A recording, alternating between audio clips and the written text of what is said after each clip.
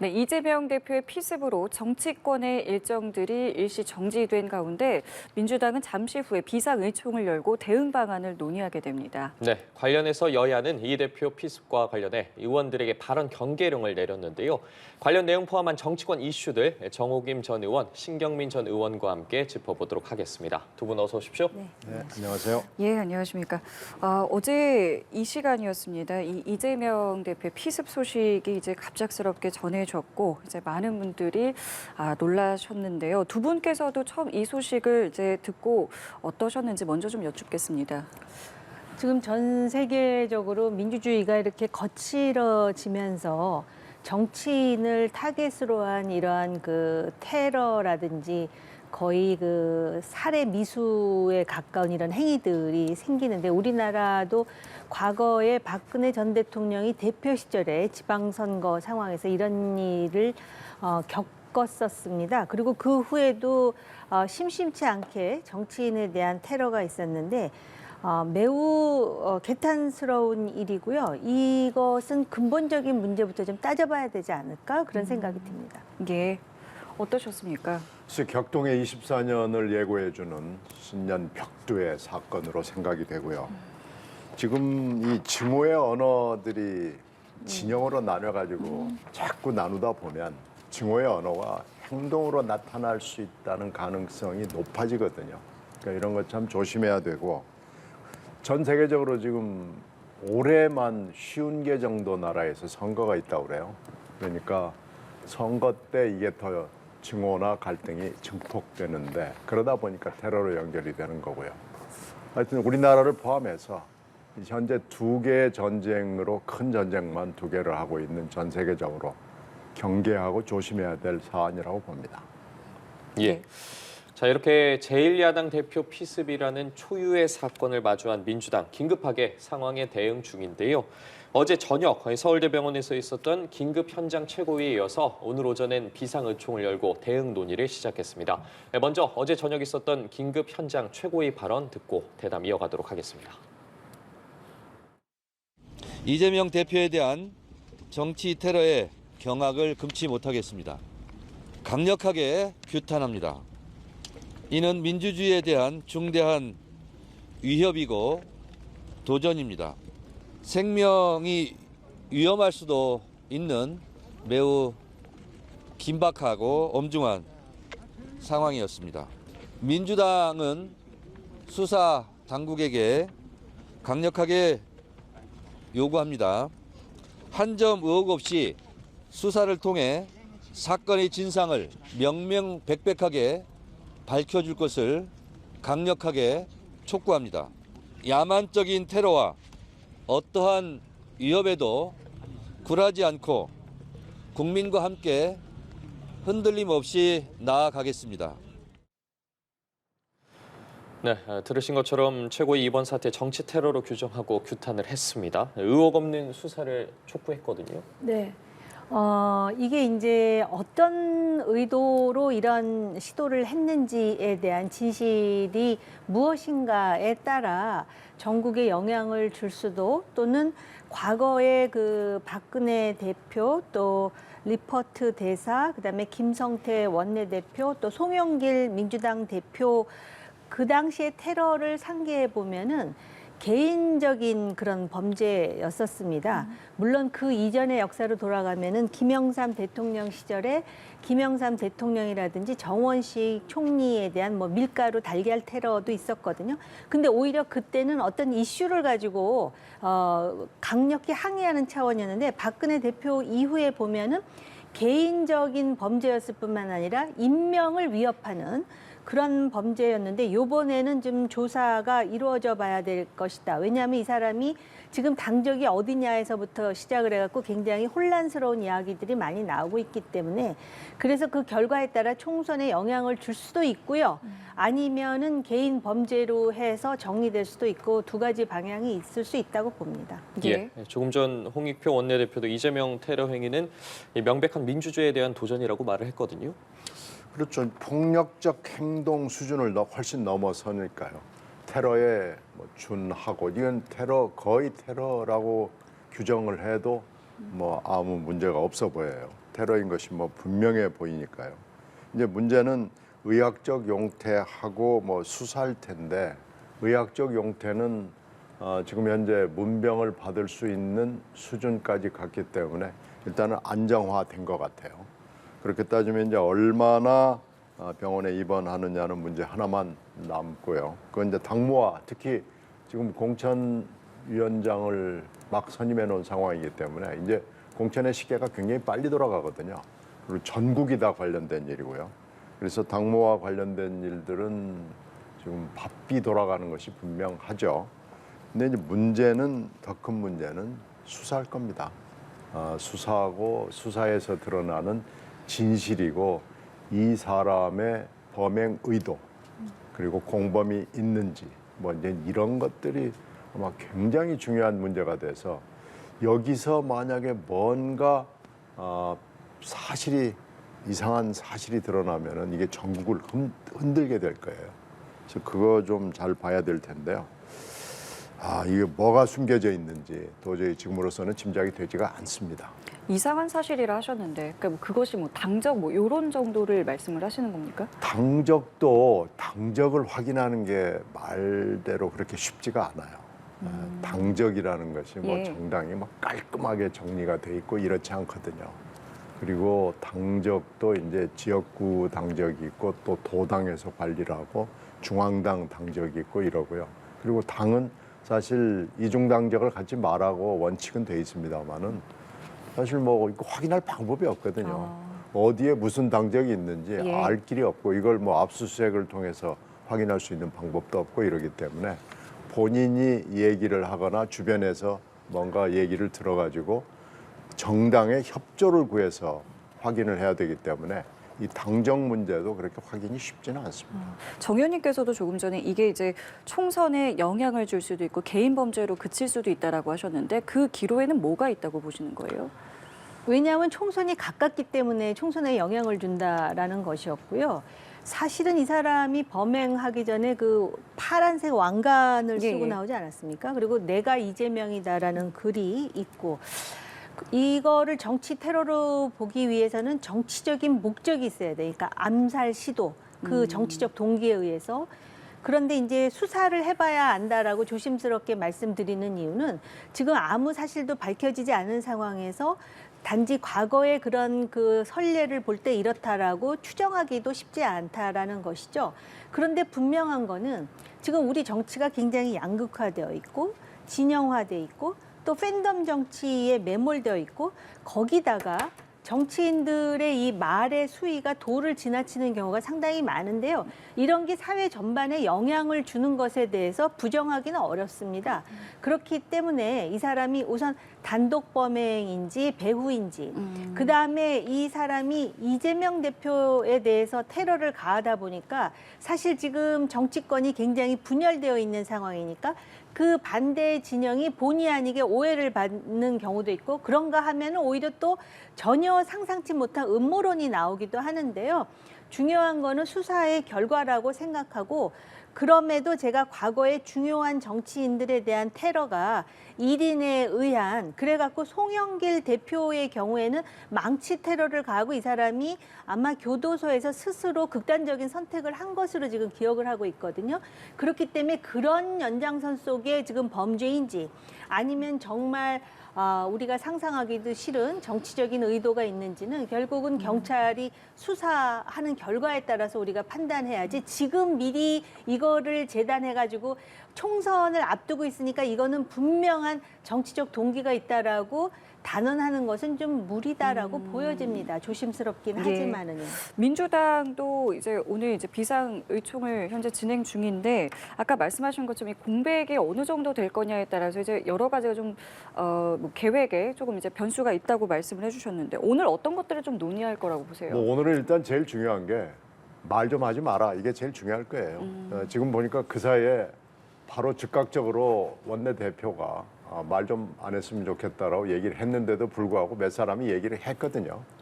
좀 이따 뭐 얘기할 기회가 있습니다만은 이게 제일 경계할 게 쓸데없는 얘기를 하는 거예요. 그것이 뭐 무슨 의도를 가졌든지 간에 이 사안을 놓고 말을 하는 것 자체가 일단은 좋지 않고요. 당무는 아마도 용태에 따라서는 병상에서 당무를 지휘할 수도 있기 때문에 용태만 특별하게 아주 심각하지 않다고 그러면은 당무의 공백은 최소화할 수 있을 거고요. 다만 병원에 얼마 정도 어느 기간 동안 머물 것이냐라는 건 굉장히 중요한 거죠. 아무리 병상에서 당무를 한다고 하더라도 당무가 원활하게 돌아가지는 않기 때문에 그거 하나가 좀 있죠. 하여튼 지금 현재로서는 말을 줄이고 당무는 뭐 가급적 메꾸고 그리고 수사를 함께 지켜보는 일이 민주당으로서는 해야 되는 일이고요.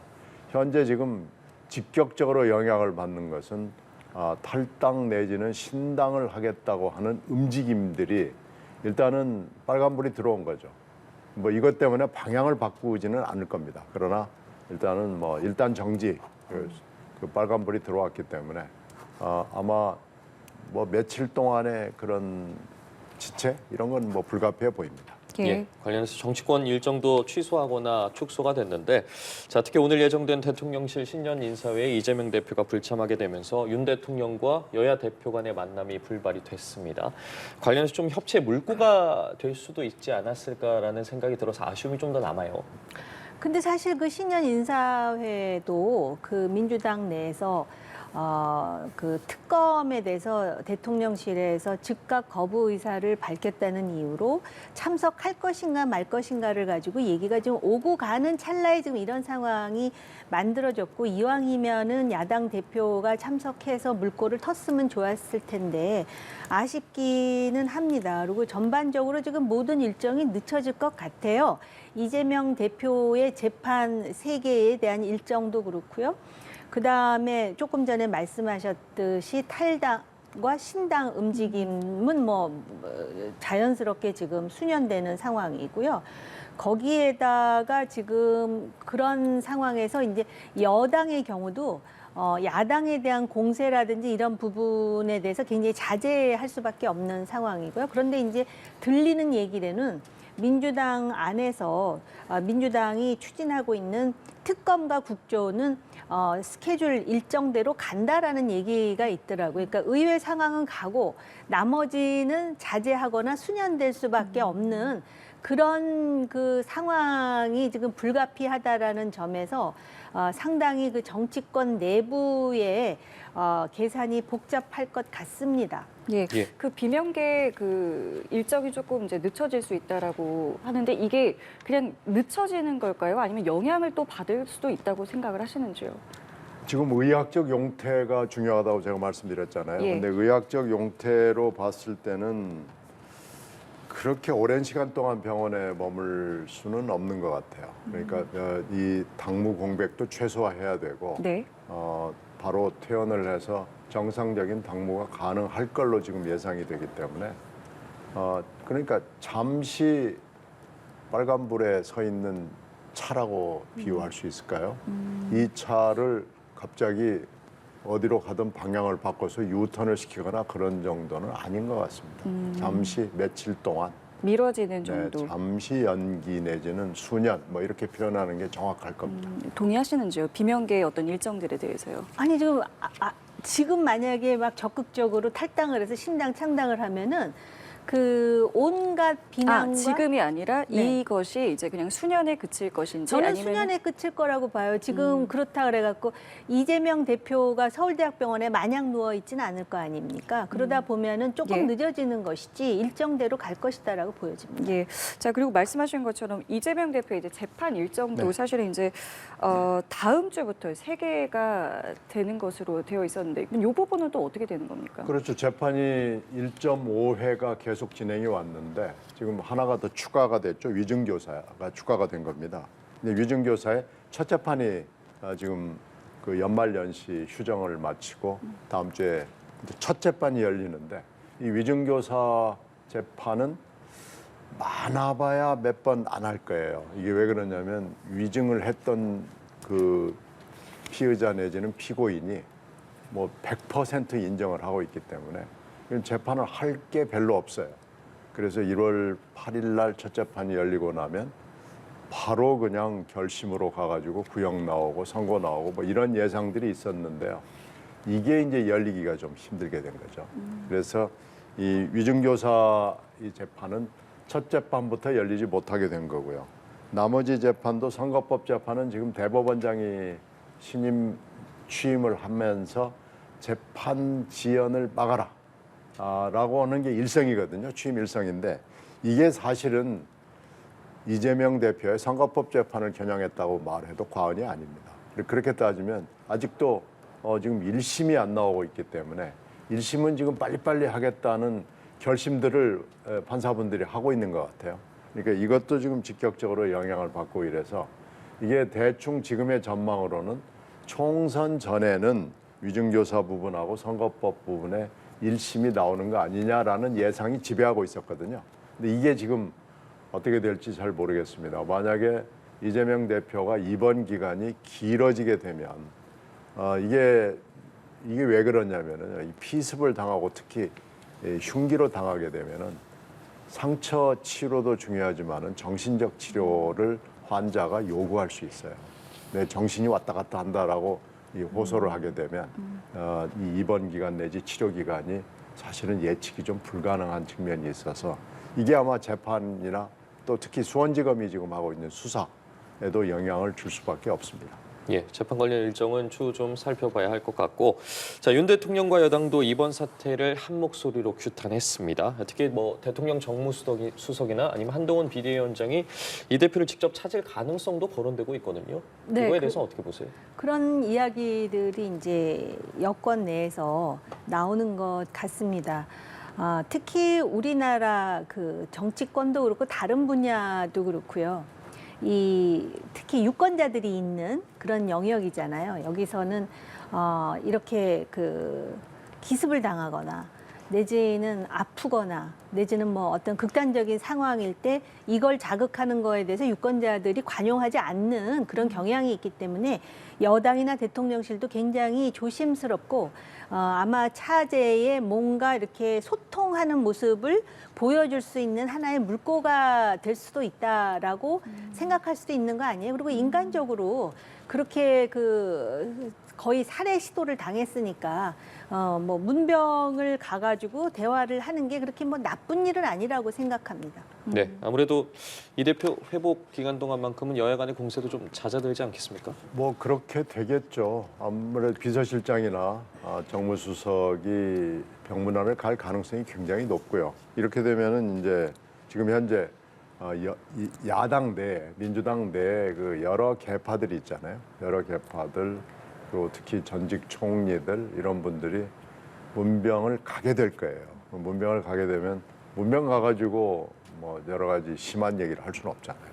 아무래도 좋은 얘기 하게 될 거고 그 좋은 얘기를 또 서로 주고받다 보면은 상황 전개에 영향을 주는 일들이 있기를 이재명 대표 측 내지는 친명 쪽은 원하겠죠. 그리고 또 해석이 또 해석을 낳고 뭐 이럴 수 있을 텐데 그러나 그게 이제 유턴 내지는 방향 전환을 할 정도 수준까지 갈 수 있을 것이냐라는 것은 저는 좀 그렇게 생각하지는 않습니다.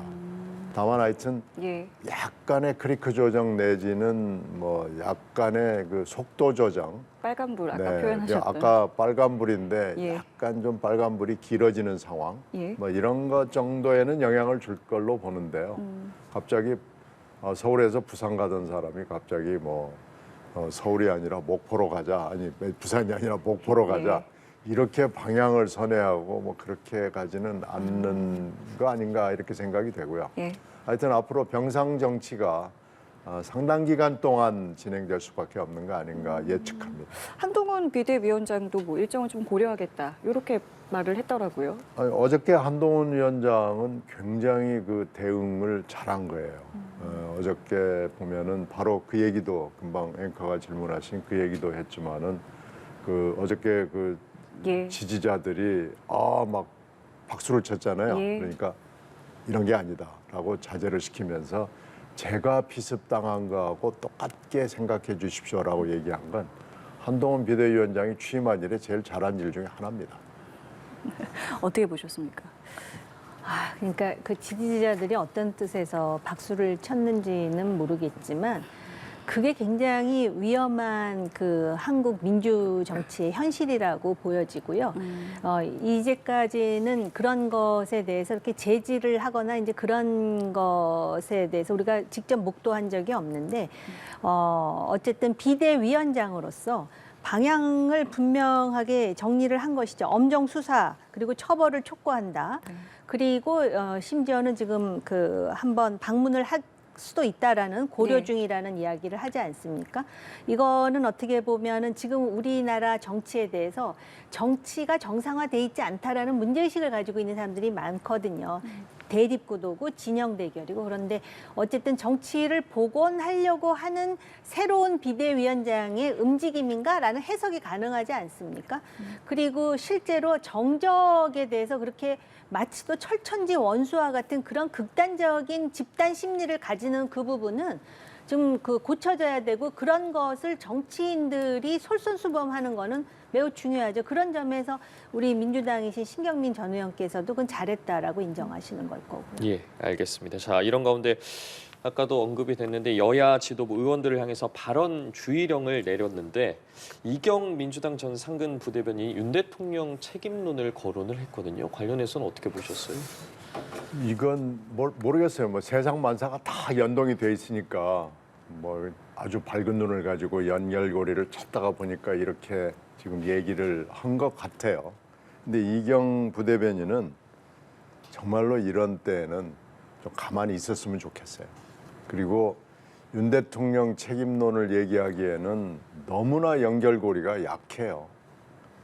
물론 이제 이분이 갑자기 나와서 그런 얘기를 했다고 그러면 모르겠어요. 뭐 윤 대통령을 위해서 했다 뭐 이런 얘기를 그것도 이제 정신없는 얘기에 해당이 될 가능성이 높은데 이런 얘기를 할 것 같지도 물론 않고요.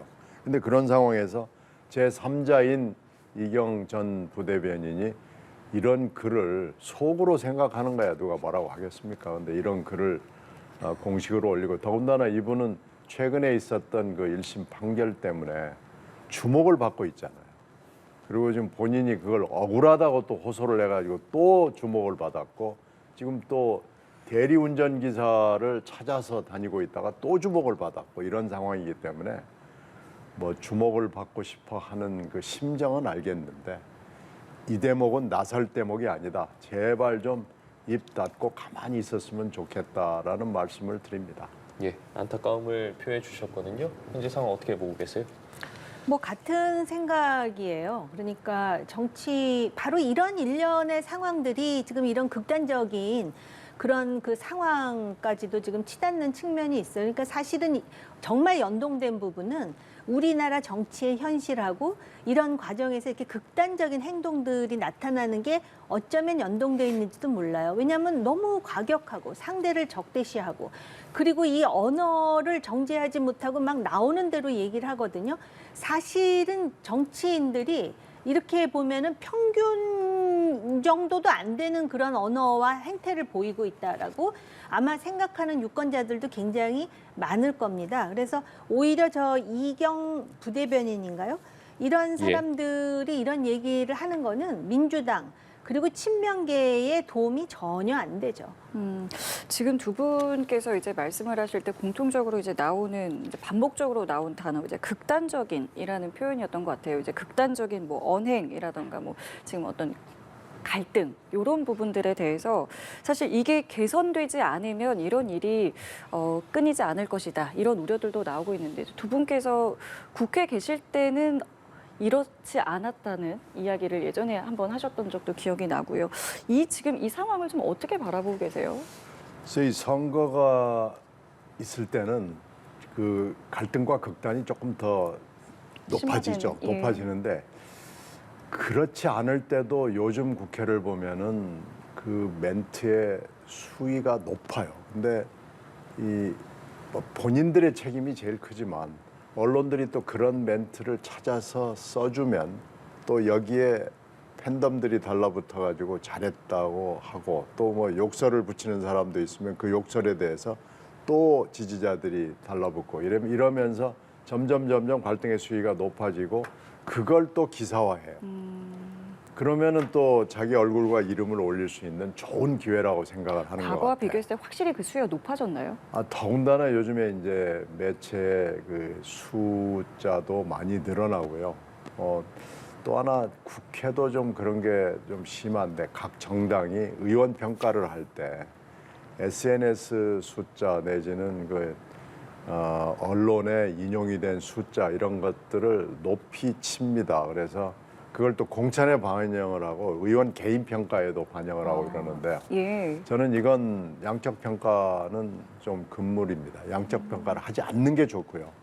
질적 평가를 해야 되는데 질적 평가가 또 지역구가 253개나 되고 또 거의 하여튼 300명 정도의 의원들을 평가하는 게 쉽지는 않아요. 그리고 또 우리나라에는 정말 권위 없는 상이 천지에 많습니다. 그래서 이 상도 좀 없애고 말이죠. 언론들도 좀 질적 평가를 지향할 수 있는 그런 방법을 좀 찾아야 될 거고요. 이 양적 평가가 결국은 국회를 그렇게 만들고 정치의 수준을 낮추는 상당한 기여를 하고 있어요. 거기에 이제 정치인들이 편승을 하는 겁니다. 왜 무엇이 이런 극단성을 좀 낳고 있다고 개인적으로 생각하세요? 제가 그 과거에 오래전에 제가 정치할 때는 안 그랬다라고 말씀을 드렸었나 기억이 좀 새롭긴 한데요. 지금 생각해 보면 그때부터 조짐이 있었던 것 같아요.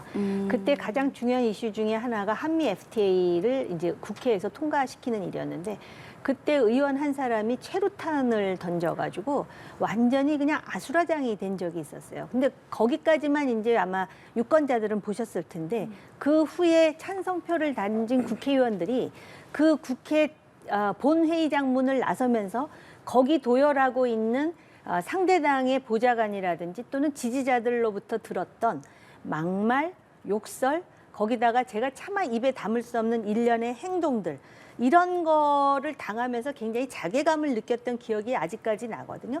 그러면서 이제 보통 육두문자는 그냥 아마 일반적으로 그 육두문자를 듣고도 정치인들이 그냥 넘어가는 경우가 비일비재하고요. 증오 정치는 말할 것도 없고 그다음에 민주당도 그렇고 국민의힘도 그렇고 자기를 지지하는 확실한 지지층들을 찾다 보니까 극우와 극자로 나뉘어지는 거예요. 이 사람들이 훨씬 그 말이라든지 행동이 굉장히 선명하죠. 아주 뚜렷해요. 그러다 보니까 중도에서 이거 아닌 거 아니야? 이렇게 나가면 안 되지 않아? 이런 사람들이 오히려 매도되고 매장되는 그런 사회적 분위기가 있으면서 총선 때도 차라리 중간에 있는 사람들은 아예 투표장에 못 나오게 극자 아니면 극우로 우리 지지층들이 확실하게 투표장에 나오게 하기 위해서 더 센 말을 하죠. 그런 상황에서 이런 외로운 늑대들이 출현하는 거예요. 이 사람들은 지금 그 지지자들의 그룹에도 들어가 있지 않는데 보면은 그 당의 지지자라 그러면서 왕관까지 붙이고 나서 물론 아직 정체성이 무엇인지를 우리가 확인하지는 못했지만 어쨌든 지금 밝혀진 배우가 없는 상황에서 과거의 예까지 포함시켜 보면 그렇다는 거예요. 박근혜 전 대표 시절부터 나와가지고 이제는 사람을 상해를 해요. 칼로 긋는 행동을 한다라는 거예요. 근데 이게 미국에서 오늘도요. 플로리다 대법원에 총기 난사 사건이 있었답니다. 트럼프에 대한 판결에 불만을 품은 그나마 우리가 총기를 소지할 수 없는 사회니까 다행이라고 봐야 되나 이거를? 근데 아무튼 간에 전 세계 민주주의가 그렇다 하더라도 한국은 너무 빨리 변질되고 있다는 점에서 걱정을 안 할 수가 없는 것이죠. 예, 알겠습니다. 두 분께서 현 정치 현실에 대한 아쉬움 등을 표명해 주셨는데요. 주제를 좀 바꿔보도록 하죠. 한동훈 비대위원장 전국 순회 일정으로 대구를 찾아서 지지층 결집에 나섰는데요. 현장 발언 듣고 대담 이어가도록 하겠습니다.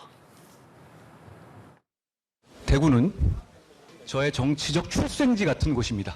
3시간 동안 기차를 못 타면서 동대구역에서 길게 줄을 서신 대구 시민들과 저는 대화했습니다.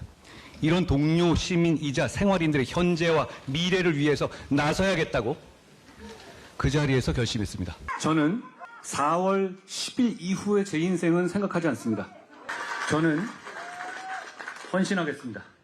그리고 우리 당의 이런 자산과 보배들에게 필요한 헌신을 요구하겠습니다. 예, 한동훈 비대위원장이 이제 어제 대구를 찾아서 한 발언을 함께 들으셨는데요. 굉장히 글쎄요, 이렇게 다짐이라고 해야 될까요? 뭔가 이제 나는 이제 여기를 정치적 출생지로 생각하겠다 이런 이제 발언까지 내놨습니다. 뭐 어떻게 좀 들으셨습니까? 아마 지금 국민의힘의 비대위 지도부는 이 집토끼를 완전히 공고화하는 게 굉장히 중요하다고 생각하나 대구 방문이 참 잦다라는 생각이 들어요. 대통령도 그렇고 한동훈 비대위원장도 비대위원장 되기 전에 장관 시절에도 갔다 온 것으로 알고 있고 그래서 굉장히 많은 환호를 받았잖아요. 그러면서 이제 그분들의 환호 속에서 힘과 기를 얻는 건가 그런 생각이 드는데 우리나라가 아무리 좁은 땅덩어리이긴 하지만 대구, 경북만 있는 건 아니지 않습니까? 전국적인 정당이 되어야 되고 특히 여당은 책임 있는 정당이 돼야 되고 그래서 사실은 대구 방문에 대해서 비판적인 말을 하는 사람들도 있었어요. 그러다 보니까 대구, 경북은 여당의 기둥이다 하면서 신년 교례회는 아마 이제 취소하고 처음에 대전을 방문했다 이제 대구로 간 것으로 그리고 다른 곳도 이제 간다고 알고 있는데요. 좋습니다. 그 지지자들을 확고히 하는 거 좋지만 지금은 오히려 지지세를 확산하기 위해서 이 국민의힘이 좀 더 중도를 끌어안는 전략이 무엇인지도 보여주는 게 중요하고 이왕 말씀이 나온 김에 지금 그 광주도 방문할 예정인데 광주에서 한동훈 비대위원장을 살해 협박을 해서 지금 경찰이 수사를 하고 있다라는 얘기가 나오는데 이것도 이재명 대표에 대한 그 테러의 연이어서 이런 일에 대해서 경찰도 확실하게 이런 것에 대해서는 제재하고 용서하지 않는다라는 무관용을 좀 보여주는 계기가 되어야 될 것 같다라는 생각이 듭니다. 예, 대구에서의 발언 좀 어떻게 보셨어요? 지금 한동훈 위원장이 예. 뭐 여러 가지 조언을 들어서 그걸 흡수해서 아마 저렇게 상당히 아름답게 얘기를 해요. 근데 지역이나 한 특별한 계층이나 지지자의 어필은 할 거예요. 근데 이게 전 세계에 중계된다는 걸 염두에 두고 좀 발언했으면 좋겠어요. 대구에 가서 이렇게 얘기하고 그때 대구에서의 그 대구역에서 있었던 얘기를 이렇게 아름답게 묘사하고 광주나 충청도 가서는 또 다른 얘기하고 또 강원도 가서 또 다른 얘기 할 거 아니겠어요? 이렇게 계속하면은 듣는 사람들이 아유 뭐 거기 가서는 그럽디다 뭐 이러면서 약간 좀 글쎄요.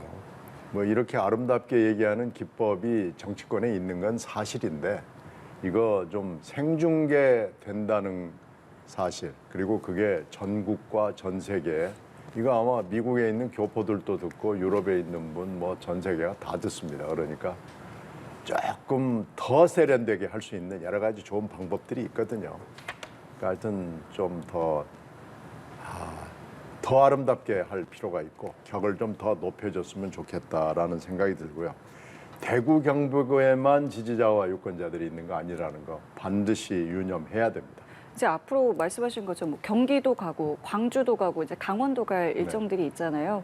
그러면은 뭐 어떤 식으로 좀 해야 된다고 생각을 하시는 거예요? 이렇게 하지 않아도 얼마든지 지역에 어필할 수 있는 방법들이 있어요. 그게 네. 지금 어떤 분한테 그렇게 조언을 듣는 것 같은데 그 조언을 하는 사람 보고 시야와 사고를 더 넓혀라라고 조언을 합니다. 그래서 한 위원장이 아직 조금 정치 초보인 건 맞아요. 근데 이렇게만 해서는 안 된다라는 얘기를 하는 겁니다. 예, 알겠습니다. 자, 이런 가운데 한동훈 비대위원장 오늘 오후에 대한노인회를 방문합니다. 민경호 전 비대위원의 이 노인 비하 발언에 대해서 사과할 예정인데 한 위원장이 좀 사과로 이번 사태가 잘 마무리될지도 궁금하거든요. 이게 그 시계열상으로 보면은 그 발언이 이제 공개가 되고 이미 한동훈 위원장이 태국인가 가 있는 노인 회장에게 전화로 이미 사과를 해서 상당 부분 이제 좀 그 이해를 구했고 그런 상황에서 이미 민경우 전 비대위원은 사퇴하지 않았습니까? 그래서 오늘 그 노인 회장이 이것 때문에 경로하시거나 그럴 것 같지는 않은데요. 단지 이제 요번에 비대위를 상당히 젊은 세대로 꾸렸고, 그런데 어쨌든 국민의힘으로서는 그 소위 60대, 70대의 경륜이라든지 지지에 대해서 항상 이렇게 그 고려하는 그런 생각이 좀 필요할 것 같다라는 느낌이 듭니다. 그래서 사실은 그 얘기가 나오고 임명을 한 다음에 그 이틀 후에 이제 사퇴를 하는 약간 좀 그 뭐랄까 자연스럽지 못한 절차를 받았는데, 일단 그 얘기가 나왔을 때 그때 사실은 정리를 했어야 되지 않는가 그런 생각도 개인적으로는 들어요. 예, 알겠습니다. 과거에 민주당 김은경 혁신위원장도 좀 비슷한 발언 때문에 곤혹을 네. 치는 적이 있지 않습니까? 근데 뭐 국힘당 특히 이 비대위는 김은경하고는 차원이 다르다라고 얘기하는데 저희가 보기에는 뭐 차이가 별로 없고 오히려 더 심한 거죠. 김은경 위원장 경우에는 이 나이 드신 분에 대해서 차별적인 뭐 정치적 권리를 줘야 된다라는 얘기였는데, 민경우 이 비대위원은 그게 아니고 그냥 사라져 달라라고 얘기한 거 아니에요. 그러니까 일단 심하고, 민경우 위원장은 험한 얘기를 이것만 한 게 아니고요. 노인 발언만 한 게 아니고 뭐 친일 발언도 있고 이분이 보니까 인생을 좀 험하게 살았더라고요. 근데 그거 유튜브나 그 인터넷만 확인하면 금방 알 수 있는 거였고, 또 다른 비대위원도 또 뭐 여러 가지 험한 발언들이 있었어요. 그런데 버티기를 한 2, 3일 했는데 버티기 한 건 좀 잘못한 것 같고요. 그리고 이 한동훈 위원장 인사 검증은 잘 못하는 것 같아요. 이렇게 하면은요, 인사 검증이라는 게 밀행주의로 물론 갈 수밖에 없는 측면이 있는데, 이런 경우에는 밀행주의가 꼭 좋은 건 아닙니다. 인사 검증도 밀행을 해야 될 때와 어떻게 보면 슬쩍 흘려서 여론이나 언론의 검증을 한번 받는 것도 좋을 때가 있으니까요. 이 인사 검증 더 좀 신중하게 할 필요가 있다는 것을 이번에 배웠을 겁니다. 이 부분 짧게 여쭤볼게요. 이 비대위원들이 사실 굉장히 끝까지 이 명단이 사실 보도되지 않았었어요. 근데 이 부분이 사실은 그 좋은 것만은 아니다라고 지금 지적을 해주셨거든요. 그래서 과거에는요, 장관을 임명하거나 또는 이런 중요한 인물들을 할 때 언론에 이렇게 이런 사람이 고려되고 있다 이렇게 풍선을 띄운다 그러죠. 이렇게 한번 띄워봐요. 그러면은 이제 여러 가지 그 평들이 세평이 나오지 않습니까? 그러면 그때 정리를 하면 훨씬 부담이 적은데, 갑자기 이렇게 깜짝 쇼하듯이 탁 하는데, 이제는 옛날에는 깜짝 쇼하면 정말 이 사람 괜찮아라고 고개를 끄덕일 사람들이 굉장히 많았지만 너무 많이 했어요, 그동안에. 그러다 보니까 사람 찾기도 쉽지 않고, 그리고 왜 이렇게 장관 임명도 그렇고 특히 법무부가 민정수석의 역할을 하면서 소위 그 인사정보관리단이라는 걸 운영했는데, 그때도 사실은 굉장히 비판이 많았었거든요. 근데 이번에도 또 이런 발언 때문에, 사실은요, 이 발언 가지고 그러느냐 그러지만 정치는 거의 90% 이상이 말이에요. 말인데, 그리고 아까도 말씀드렸잖아요. 그 임명하기 전에 이미 그 말 때문에 언론에 보도가 됐는데 그냥 임명을 했다고요. 그래놓고 나중에 지금 이제 사퇴하는 형식을 밟았는데, 아마 제가 그 생각을 해요. 이게 검찰에 있으면 모든 그 잘못을 인정하면 유죄가 되고 기소를 당하는 게 보통 일반적인 관례잖아요. 근데 정치판에서는 어떤 잘못이 있으면 빨리 사과해야 돼요. 그래야 유권자들로부터 용서를 받든지 하거든요. 그러니까 그 메커니즘이 달라서 그런가? 그러니까 일단 버텨보는 식으로 하다가 한 2, 3일 늦게 하니까 벌써 그거에 대해서도 너무 늦은 거 아니야? 이런 말이 나오잖아요. 알겠습니다. 예, 알겠습니다. 오늘 정치권 이슈 등과 관련해서 정호김 전 의원, 신경민 전 의원과 짚어봤습니다. 두 분 고맙습니다. 네, 고맙습니다. 감사합니다.